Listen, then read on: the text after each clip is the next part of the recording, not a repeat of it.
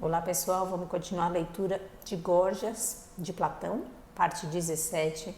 Eu parei numa discussão entre Sócrates e Polo, o jovem sofista, onde o Polo chega à conclusão que realmente cometer injustiça é pior do que sofrê-la. E agora Sócrates vai continuar analisando essa questão num outro ponto de vista, que é, ok, uma vez que você cometeu a injustiça, é pior você sofrer ou não sofrer a pena. E o Sócrates vai dizer que não sofrer a pena é muito pior e vai justificar por quê. Vamos ouvir isso? Então vamos lá. Sócrates: assim, percebes, Polo, que quando uma refutação é comparada com outra, não apresentam nenhuma semelhança, mas enquanto dispões da concordância de todos menos da minha, contento-me tão somente com tua concordância e testemunho. Basta-me teu voto e dispenso todos os restantes. Lembrando que tinha sido falado sobre isso, né? Que o Polo queria falar sobre uma grande quantidade de pessoas dando uma opinião e testemunho. Sócrates disse para ele: não, só me interessa a sua, porque a grande maioria às vezes também depõe contra a verdade. Continuando, Sócrates aqui, né? Deixemos agora esta matéria e passemos a examinar nosso segundo ponto em disputa. Se para aquele que comete injustiça cumprir sua pena constitui o maior dos males, como supuseste, ou se escapar a essa pena constitui um mal ainda maior, que é o que sustentei. E encaremos isto da seguinte maneira: dizes que pagar a justa pena e ser punido justamente pelo cometimento de injustiça são a mesma coisa? Digo. E és capaz de sustentar que todas as coisas justas não são admiráveis na medida em que são justas? Pondera cuidadosamente antes de responder. Paulo responde: não. Penso que são, Sócrates. Sócrates: então considera um outro ponto. Se alguém faz alguma coisa, há necessariamente algo que também sofre a ação desse agente da coisa? Paulo: penso que sim. Sócrates: e esse algo sofre o que faz o agente e é efeito tal como a ação do agente o produz? Quero dizer, por exemplo, quando alguém desfere um golpe, algo necessariamente é golpeado? Polo: necessariamente. Sócrates: e se aquele que golpeia o faz duramente ou com rapidez, a coisa golpeada é golpeada da mesma maneira? Paulo responde: sim. Sócrates: por conseguinte, o efeito produzido na coisa golpeada é tal como aquele que golpeia o produz? Aquele que golpeia o produz? Paulo: certamente. Sócrates: e analogamente, se alguém queima, algo necessariamente é queimado? Paulo: de certo que sim.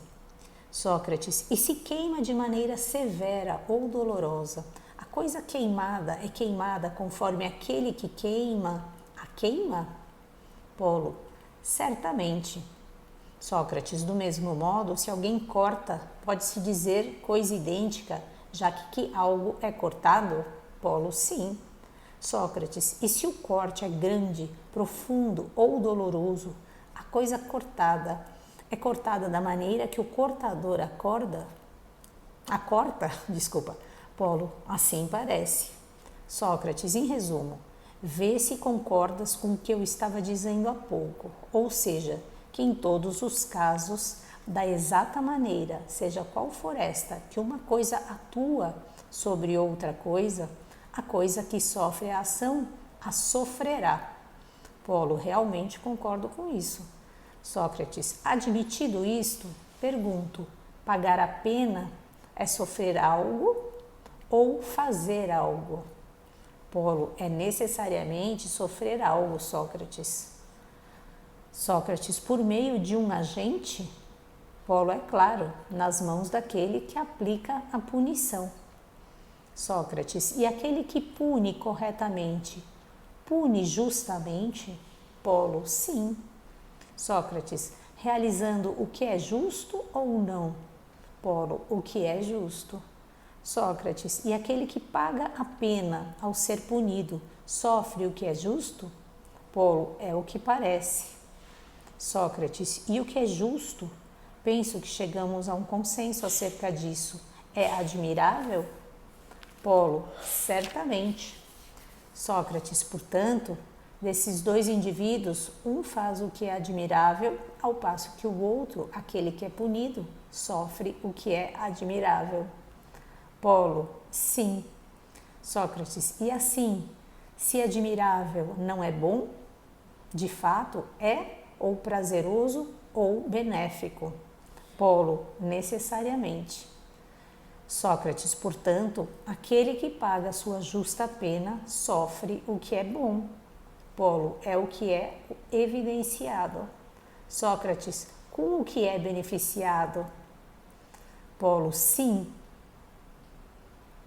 Polo, é o que é evidenciado. Sócrates pergunta, com o que é beneficiado? Polo diz, sim. Sócrates, será o benefício que imagino a saber sua alma experimenta melhora no caso dele ser punido justamente? Polo, sim, isto é bastante provável. Sócrates, consequentemente, aquele que paga a justa pena tem o mal de sua alma reduzido? Polo, sim. Sócrates, e essa redução é a do maior dos males?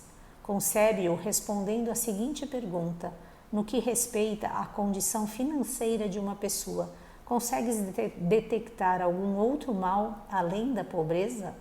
Polo, não, somente a pobreza.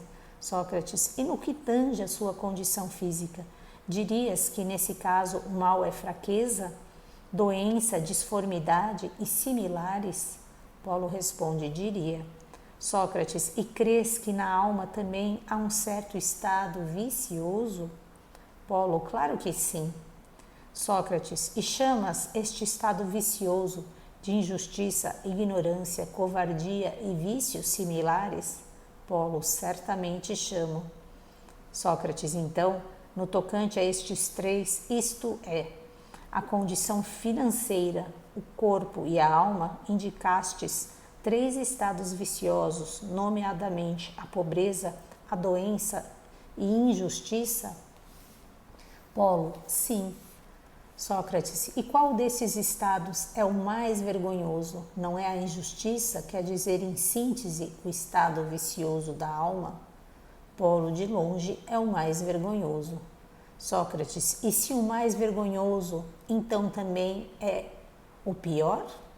Polo, o que queres dizer com isso, Sócrates?